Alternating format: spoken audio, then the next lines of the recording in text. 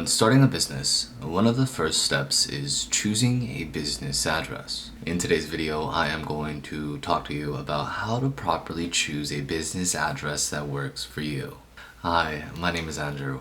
I'm the managing attorney here at Freedom Through Business, where we help entrepreneurs just like you start your businesses, grow your businesses while staying compliant. The purpose of these videos are to provide you with as much clarity and guidance in the beginning stages of starting a business. So if you haven't already, please make sure you hit the like, subscribe, as well as the bell notification so you don't miss out on any future videos. These videos are for educational purposes only, and so make sure you speak with a professional prior to doing anything. And so with that side note out of the way, let's go ahead and talk about how to properly choose a business address to use. Prior to deciding on a business address, there are certain considerations that an entrepreneur is going to need to make. The first consideration is how important is privacy.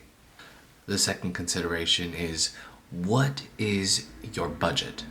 Regardless of how you answered the question I just asked, just know that there are various options out there that suit each individual's needs. If privacy is important to an entrepreneur, that entrepreneur should not use their home address as their business address. And what I mean by home address is property that an individual lives in, that an individual dwells in and owns, potential rental property where an entrepreneur is living in a apartment or they're living in a single family home that they're renting, etc. If that individual entrepreneur does not want their personal home address to be made public, they're going to want to not use their home address as their business address. Keep in mind that this only applies when an individual entrepreneur is starting an LLC or a corporation.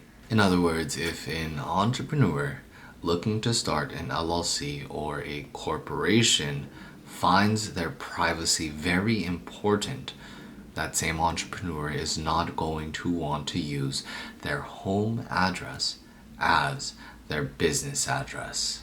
Alternative options to consider as opposed to using one's home address is going to be either a virtual business address or a virtual office.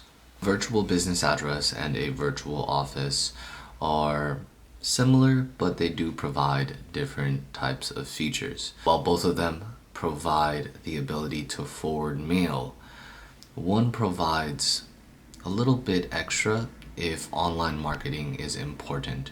And what I mean by this is a virtual office provides an actual office location that shows on Google search. And so if you have a business and you want your Google search to show an actual office, then a virtual office is going to be a good option.